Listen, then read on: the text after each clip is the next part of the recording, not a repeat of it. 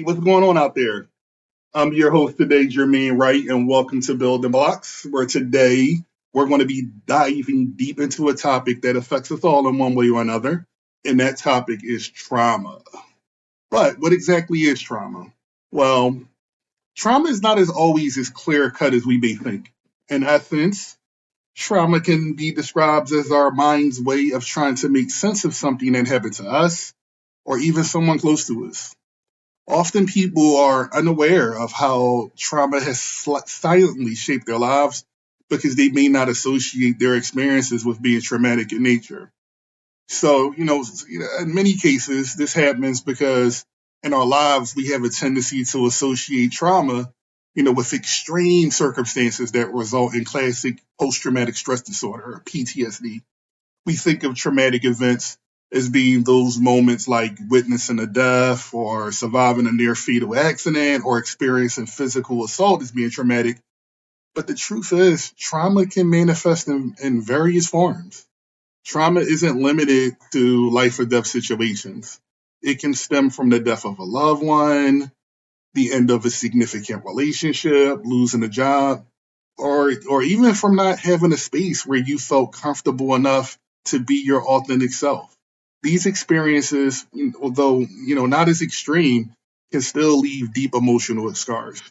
So, what many of us may not realize is, that when it's not classic PTSD symptoms, I kind of call it, PTSD's cousin, unspecified trauma disorder.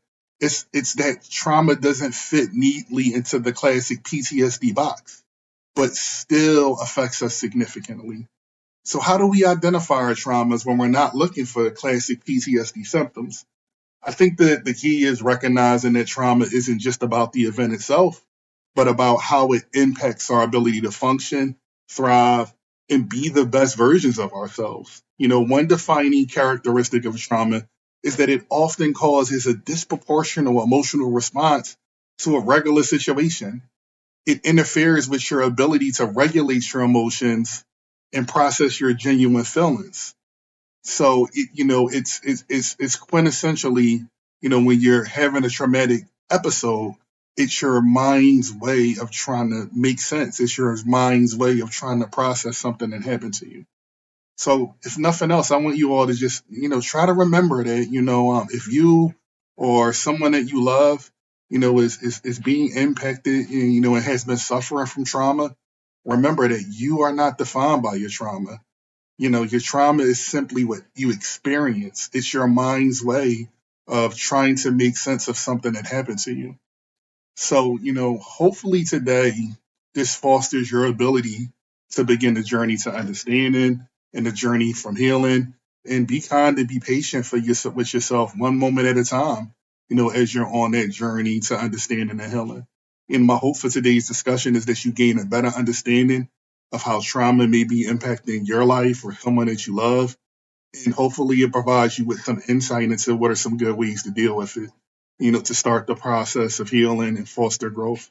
So remember, you're not alone in this journey, and there's help out there, as we identify what trauma is and we come up with effective and, and person-centered ways to work through those traumatic experiences is how we grow and we build into becoming the best versions of ourselves. So I'm Jermaine Wright. Don't forget to hit the like and subscribe button. And I want to thank you all for joining me in today's discussion. Take care, be well, and let's continue to build into becoming the best versions of our.